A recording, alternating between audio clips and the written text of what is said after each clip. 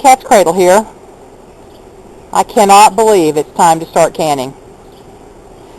I have a mess of cucumbers, pickling cucumbers inside, but came outside to see if there were any more that needed to be picked so I could get them all done tonight. And there were a few more PrepperA picked for me. I was looking out around the garden and see how nice the new composter looks back there. If you want to see about how to set that up, you can go to PaladinPrepper's website and he'll show you how to do that. The zucchini's looking great. I had a little problem with blossom end rot, and so I mixed up some ground up eggshells and some powdered milk, and my helpers scratched around beneath the zucchini and worked that in and watered it in, so I think I've probably nipped that problem in the bud. You can see the Kentucky Wonder pole beans are climbing up our clothesline trellis that we've erected. It works great. There are the cucumbers growing up the fence. This is not only our little back garden, but it's also our shooting range for PrepperA, who does a little target practice back here. Oh, there she goes. Like to have shot down one of my strings for my beans, girl. It's okay. It's all right. What I really wanted to show you today is a tool that we got. It's a tool of a sort that we got for our garden. I attended a lecture not long ago given by a master gardener here in Missouri, and I highly recommend that you find out where the master gardeners meet in your area. You can find out where they are by calling your county extension service. The extension is an extension of your state-funded university. Mine's the University of Missouri, and my extension service told me about master gardeners in my area. They are an invaluable resource to you. They can tell you what grows best in your area, what varieties of vegetables or flowers or fruit trees, whatever you want to know, they've got the information for you. They're just a great resource to utilize. But the best thing I learned at this lecture was a tool that this man uses in his garden, and as soon as I heard about it, I came home and looked up where to buy it and ordered it that very night. And I want to show you how to use that. Actually, PaladinPrepper is going to demonstrate that for you in just a minute, and it's a dandy. Be right back with you. It's not really time for a garden update, but I just thought I would show you this. I have never seen more yellow blossoms on my tomato plants ever.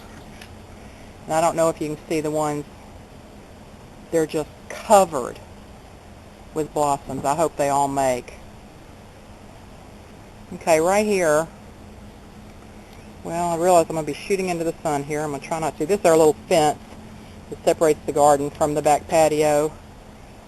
There's some onions I have just growing. It's actually just, that little pot is just sitting on a fence post there, using every square inch of space.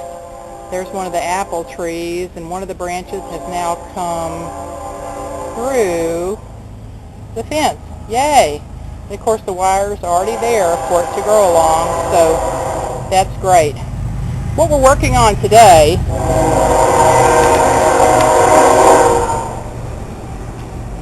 you can tell I live close to a train track. We have, our Jack Russell Terrier has been scratching the last couple of nights, and this is the, let me see, right here, I'm standing on our patio. There's the edge of our patio, and here's the little area that we made. I'm going to walk over here so you can get a better shot of it. There's the fence, and this is the little area that my husband made for them to go to the bathroom in, because we didn't want to give them run of our whole garden. And we have covered that with pea gravel. This wasn't an original idea. We saw our vet doing this and we loved it, and so we covered their little area with pea gravel so it's never muddy. They never track in mud or dirt or grass, and we're hoping that the fleas aren't going to like it either, that they're going to want to stay out where it's grassy. But we are going to dust this with diatomaceous earth this afternoon. My husband went by the feed store. I finally found a place where I could buy it, and that's the trick, is to find somebody who's selling it. This is, yeah, that's scary. Look at that word there, food chemical codex grade. But this is fossil shell flour, composed of ground diatomaceous earth that comes is of the freshwater type. So this is food grade diatomaceous earth. It's a 50-pound bag, and he bought it for $28. I'm going to seal up a little bit of it to use in the house. I'm going to seal it in a Mylar bag, and the rest of it's going to stay in the shop to be used on the garden and in the dog's little potty yard. So we're going to show you how we're going to do that. On second thought, I decided to say just a little bit more about this diatomaceous earth, and I can do another video extolling the virtues of this little wonder powder here. This is made, this particular brand, PermaGuard, is made or is out of Albuquerque, New Mexico. What this is little ground up little water animals that have fossilized and been ground up into a baby fine powder. And what happens when it gets on a bug is that they ingest some of it gets into the joints, and it works like glass in their little bodies to just cut them up, and they basically just bleed out and die. But it's a little wonder powder. It's not a chemical. It's very natural in how it works. The food grade is safe for humans to ingest. Go on Yankee Prepper's website, and he'll make a believer out of you. He was sick and used this and is convinced that it helped him get better quickly. And he's still using it. He's drinking a little. He's mixing some in some juice or water and drinking a little bit of it every day. We're also going to dust a little bit on our carpet in the house, just in case our dog has brought in a flea. I don't think so. We don't have any bites. He's just really sensitive, and so I'm going to dust a little bit on the carpets, and it doesn't show, and it's not harmful to the carpet. And next time you vacuum, you just vacuum it right up. And if you want to put more down, you can. I think that's all I need to say at this point. Just that it is food grade. There is one more thing. Where it says food chemical codex grade, if you don't know about Codex Alimentarius, I highly recommend that you go find out what that is and how it's going to impact your life. PaladinPrepper has just told me he doesn't remember if it's on his website, but he will post a video so that you can go check that out, and I'll give you a link to that. You better find out what that's all about, because it is going to impact you. Okay, we'll get ready to show you our cool little garden tool. All right, there she is. Isn't she a beauty? You are looking at the Dustin Mizer made by Earth Duster, and I'll post a link as to where we ordered this from. We've opened the bag of diatomaceous earth, and I've scooped out enough to fill 2 1-gallon Mylar bags, just so I can keep it inside and keep it food grade, because this bag's going to the shop, and I don't want, I wouldn't want to ingest anything after it's been in the shop a couple of months. So, PaladinPrepper, if you'll do the honors and load her up, we'll show them how it works. Just take the little lid off, and it stays attached. He's going to scoop some DE out of the bag. You'll see it abbreviated that way in literature, diatomaceous earth DE. He's just going to fill the little hopper. That's really enough. And here's how this thing works. It is a duster for the garden, and you can put 7 dust in it. You can put DE in it. You can put whatever you want in it. And he's going to go over here and just dust the little dog's potty yard. Look at the beautiful fine mist that it puts out of the powder. No more dumping out clumps of powder when you're trying to dust your plants. It may take a little while to get down in there. It's just putting out a fine dust of the powder, which is exactly what we want.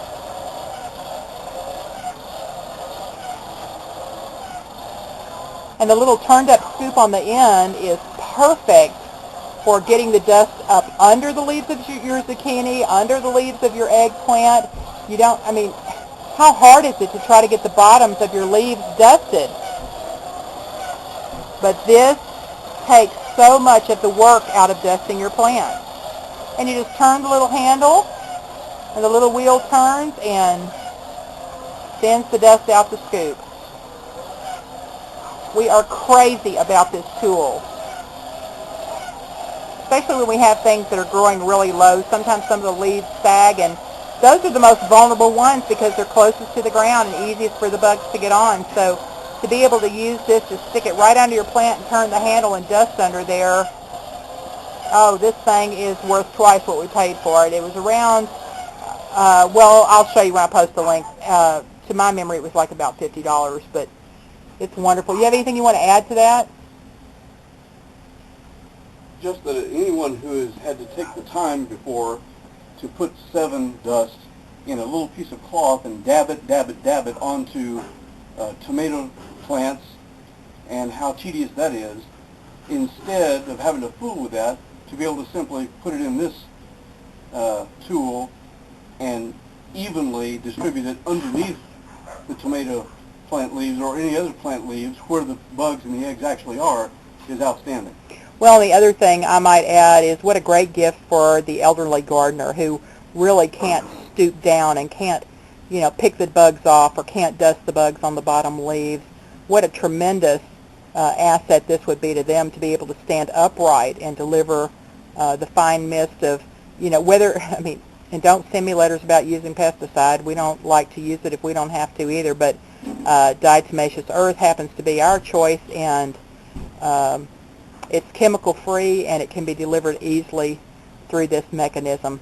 If you're interested, check it out. I'll post the link below. Hope this helps someone out. We've just found it to be a great tool for us. Katzcradul, PaladinPrepper, and PrepperA out.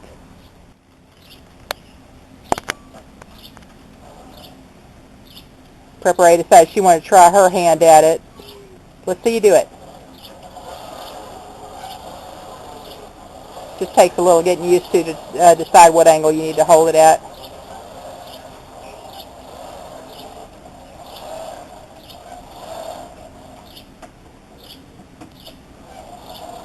Good job. Even a kid can use it. There you go.